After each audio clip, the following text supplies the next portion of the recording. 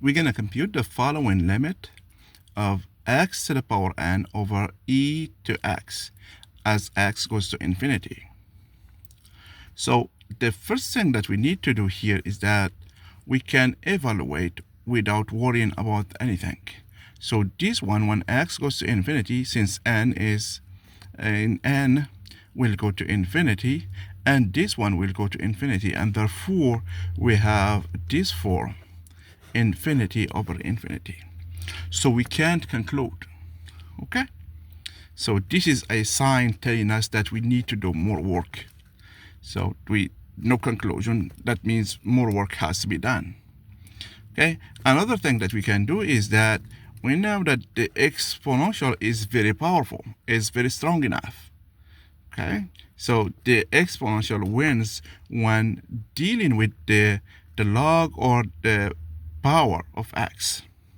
We can say that. So clearly here we treat this one as some constant versus the exponential when x gets bigger. So therefore we have some constant over e to the x, which is 0.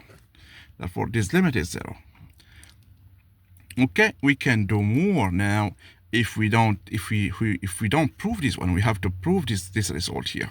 Okay, so we can prove it. If we can prove that the limit of x e to the power x is 0 as x goes to infinity, therefore we can get this result here. Okay, we can get that one by using some simple tricks, and we can if we prove this one, that's what we're gonna do later, that we can conclude this one here. Okay, but today we're not gonna do this in this video. We're gonna use the l'hopitals rule.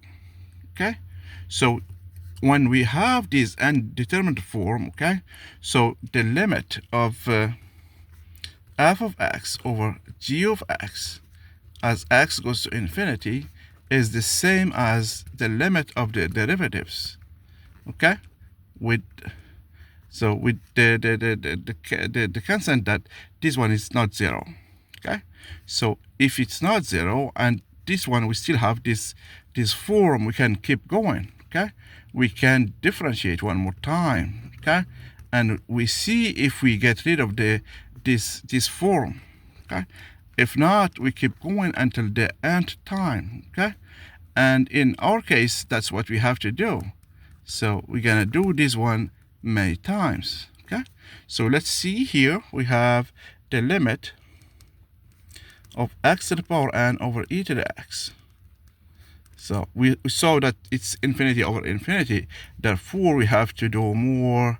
We differentiate. So when we do so, we get n x to the power n minus 1 over e to the x. So again, we evaluate. We get infinity over infinity.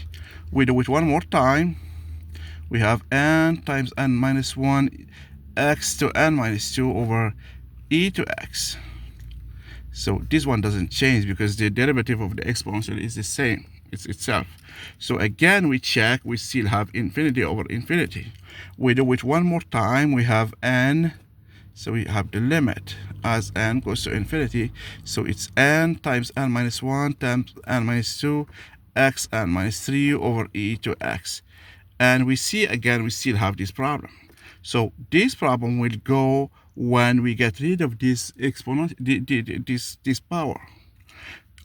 And this means that we have keep differentiating. Okay, so if we keep doing so, we will get to this one when we differentiate n times, and therefore when we differentiate x to the power n time, we get n factorial over e to x.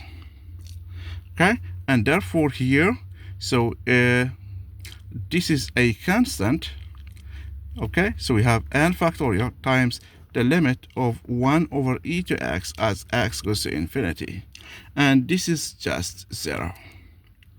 Therefore, this proves that the limit of x to the power n over e to x is just 0. Okay, so we did l'hopitals rule many n times to get this result.